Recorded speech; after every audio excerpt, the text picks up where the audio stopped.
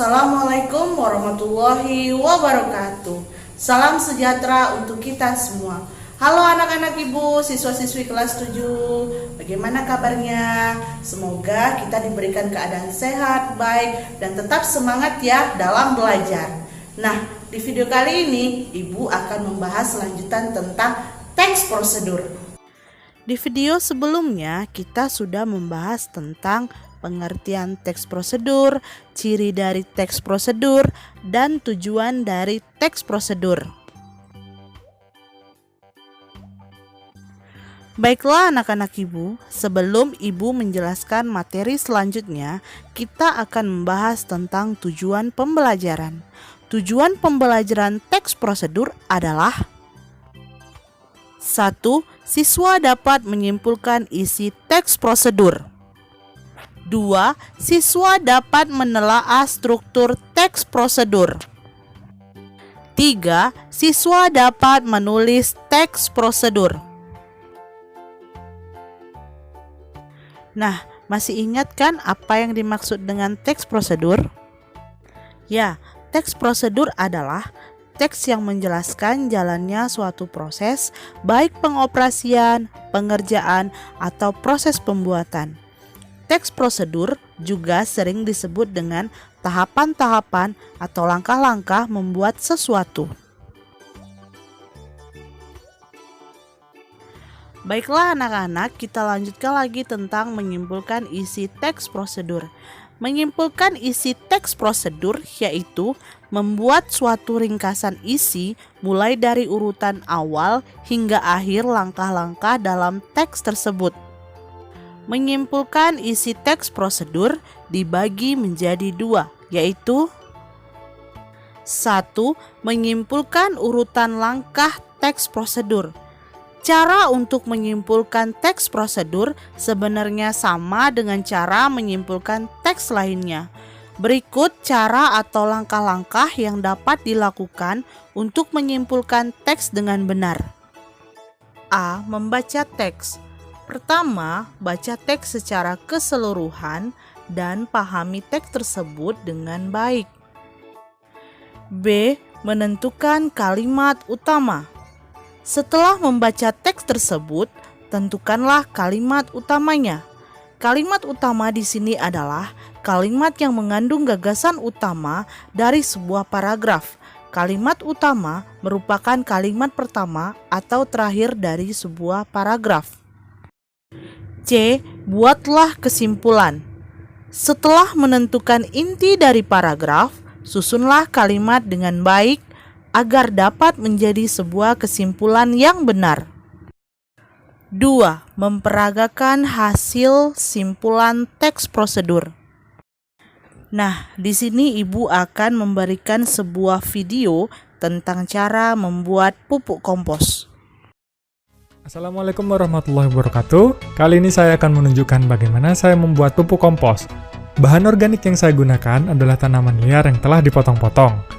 Bahan organik tersebut akan kita sirami atau campur dengan larutan pengurai yang terdiri dari air, gula pasir, dan cairan E4. Mari kita buat larutan tersebut. Masukkan gula pasir, kemudian masukkan E4 dengan takaran perbandingan antara gula, E4, dan air, yaitu 1:1:50. Lalu, aduk hingga gula larut.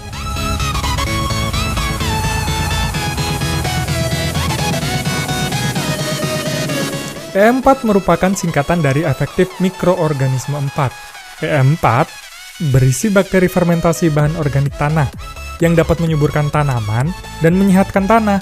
Penggunaan E4 botol kuning seperti ini ditujukan untuk tanaman. Di bagian belakang kemasan botol, tertera petunjuk pemakaian E4. Ada 3 cara pemakaiannya. Cara pertama merupakan cara yang saya praktikkan kali ini, yaitu membuat pupuk bekasi padat atau kita kenal sebagai pupuk kompos. Nah, setelah gula larut dengan sempurna, mari kita campurkan larutan ini kepada campuran bahan organik. Masukkan bahan organik sedikit demi sedikit, kita susun lapis demi selapis, kemudian kita masukkan sebagian dari larutan pengurai tersebut.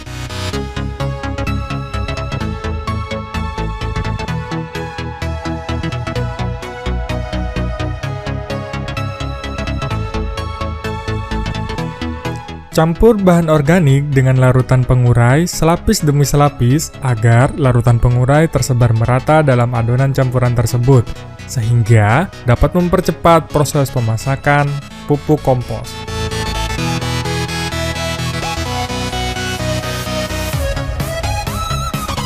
Agar larutan pengurai lebih tersebar merata, kita aduk adonan.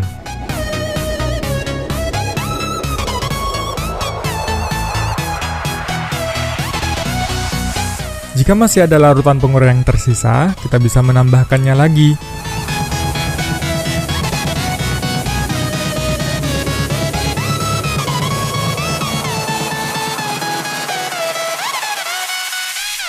Nah, setelah tercampur merata, kita masukkan kembali campuran tersebut ke dalam bak kompos.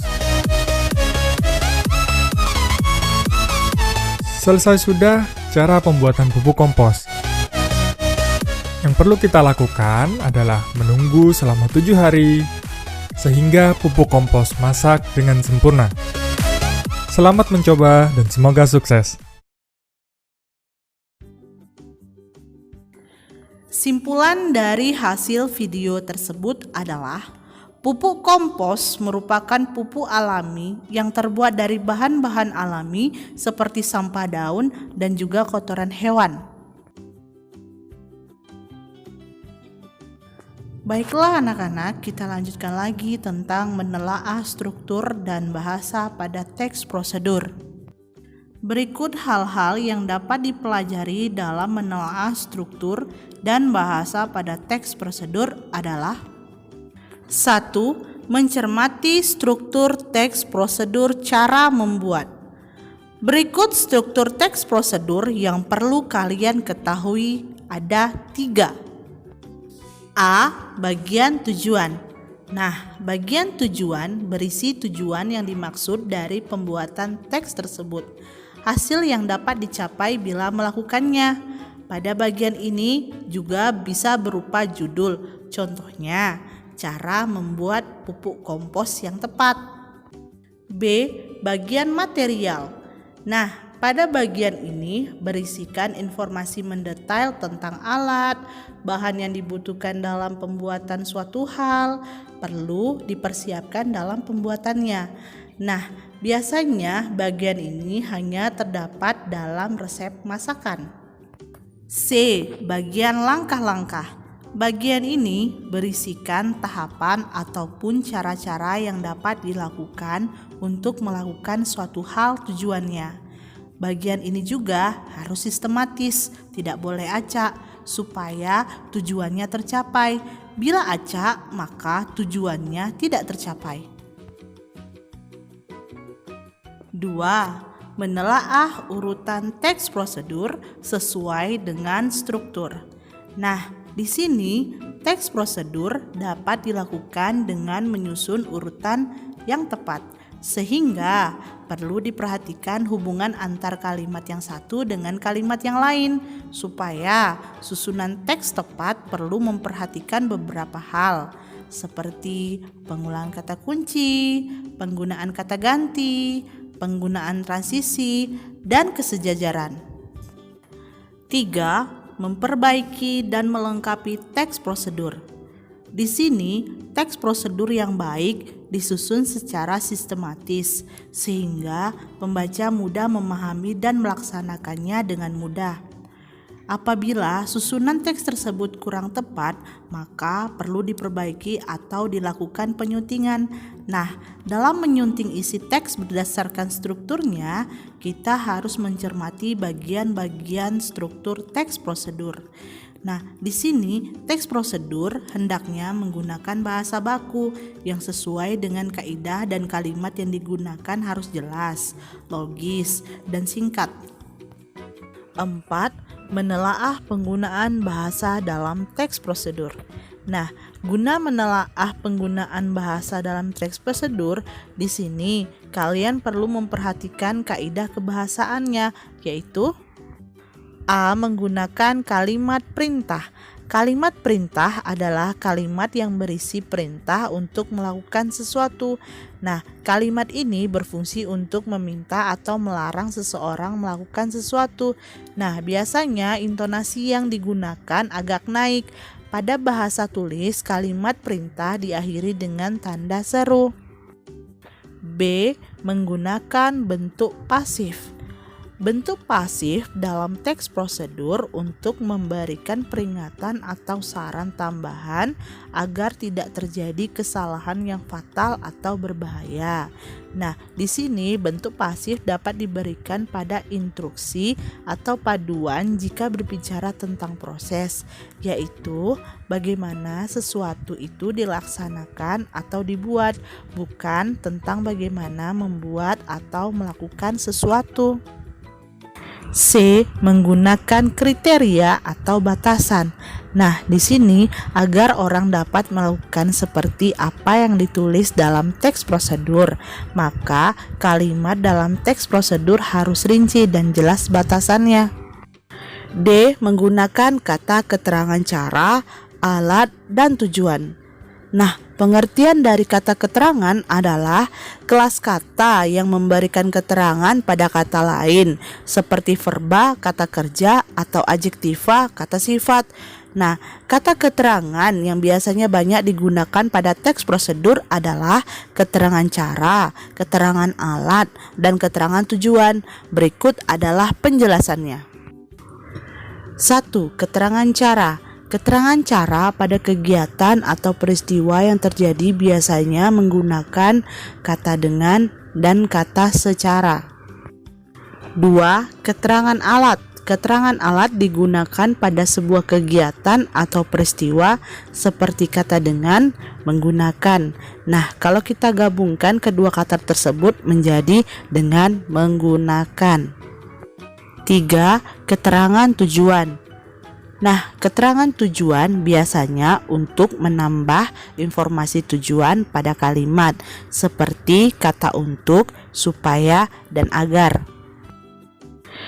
E. Menggunakan kalimat saran atau larangan. Nah, dalam teks prosedur menggunakan saran, keharusan, dan larangan supaya pembaca selamat, aman, dan mencapai hasil yang maksimal. F. Menggunakan kata penghubung, pelesapan, kata acuan. Nah, dalam langkah-langkah teks prosedur biasanya dihubungkan dengan ungkapan kata seperti, kemudian, berikutnya, setelah ini, dan sekarang. Terkadang penulis menggunakan kata penghubung yang sering diulang sehingga diperlukan pelesapan. Nah, pelesapan merupakan penghilangan bagian tertentu yang sama dan sudah dapat disebutkan sebelumnya.